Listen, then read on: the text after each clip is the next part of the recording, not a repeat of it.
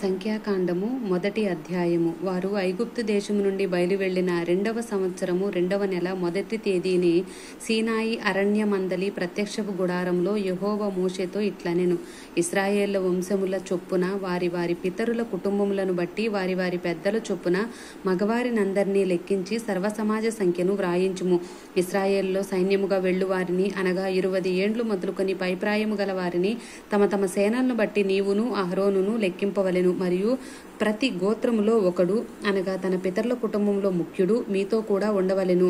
మీతో కూడా ఉండవలసిన వారి పేర్లను ఏవేవనగా, రూబేను గోత్రంలో షేదేయూరు కుమారుడైన ఎలీసూరు, షిమ్యోను గోత్రంలో సూరి షద్దాయి కుమారుడైన షెలీమియేలు, యూదా గోత్రంలో అమ్మీనాదాబు కుమారుడైన నయస్సోను, ఇస్సాకారు గోత్రంలో సూయారు కుమారుడైన నెతనేలు, జెబూలూను గోత్రంలో హేలోను కుమారుడైన ఎలీయాబు, ఏసేపు సంతానమందు అనగా ఎఫ్రాయిము గోత్రంలో అమీహూదు కుమారుడైన ఎలీషామ, మనష్షే గోత్రంలో పెదాసూరు కుమారుడైన గమలియేలు, బెన్యామీను గోత్రంలో గిద్యోని కుమారుడైన అబీదాను, దాను గోత్రంలో అమీషద్దాయి కుమారుడైన అహీయేజెరు, అషేరు గోత్రంలో ఒక్రాను కుమారుడైన పగీయేలు, గాదు గోత్రంలో దెయూవేలు కుమారుడైన ఎలీయాసాపు, నఫ్తాలి గోత్రంలో ఏనాను కుమారుడైన అహీరా అనునవి. వీరు సమాజంలో పేరు పొందినవారు. వీరు తమ తమ పితరుల గోత్రములలో ప్రధానులు. ఇశ్రాయేళ్ల కుటుంబములకు పెద్దలను. పేర్ల చేత వివరింపబడిన ఆ మనుషులను మోషే అహరోనులు పిలుచుకొని 2వ నెల మొదటి తేదీని సర్వసమాజమును కూర్చెను.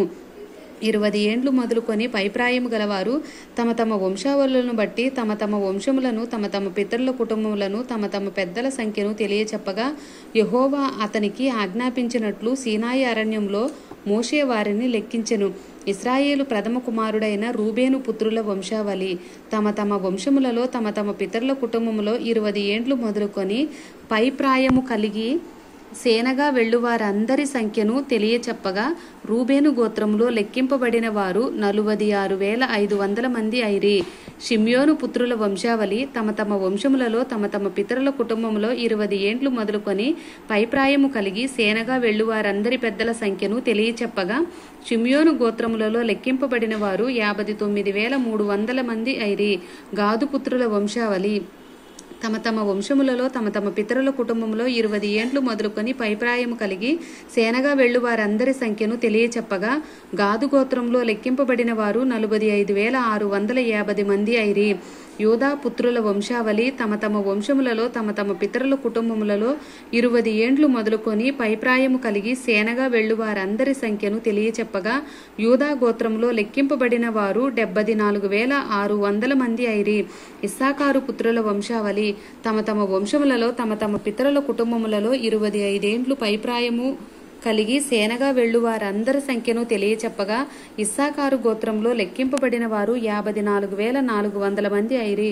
జెబూలూను పుత్రుల వంశావళి తమ తమ వంశములలో తమ తమ పితరుల కుటుంబములలో 20 ఏండ్లు మొదలుకొని పైప్రాయము కలిగి సేనగా వెళ్లువారందరి సంఖ్యను తెలియచెప్పగా, జెబూలూను గోత్రంలో లెక్కింపబడిన వారు 57,400 మంది అయిరి. ఏసేపు పుత్రుల వంశావళి అనగా ఎఫ్రాయిము పుత్రుల వంశావళి తమ తమ వంశములలో తమ తమ పితరుల కుటుంబంలో 20 ఏండ్లు మొదలుకొని పైప్రాయము కలిగి సేనగా వెళ్లువారందరి సంఖ్యను తెలియచెప్పగా, ఏసేపు గోత్రంలో లెక్కింపబడిన వారు 40,500 మంది అయిరి. మనష్షే పుత్రుల వంశావళి తమ తమ వంశములలో తమ తమ పితరుల కుటుంబంలో 20 ఏండ్లు మొదలుకొని పైప్రాయము కలిగి సేనగా వెళ్లువారందరి సంఖ్యను తెలియచెప్పగా, మనష్షే గోత్రంలో లెక్కింపబడిన వారు 32,200 మంది అయిరి.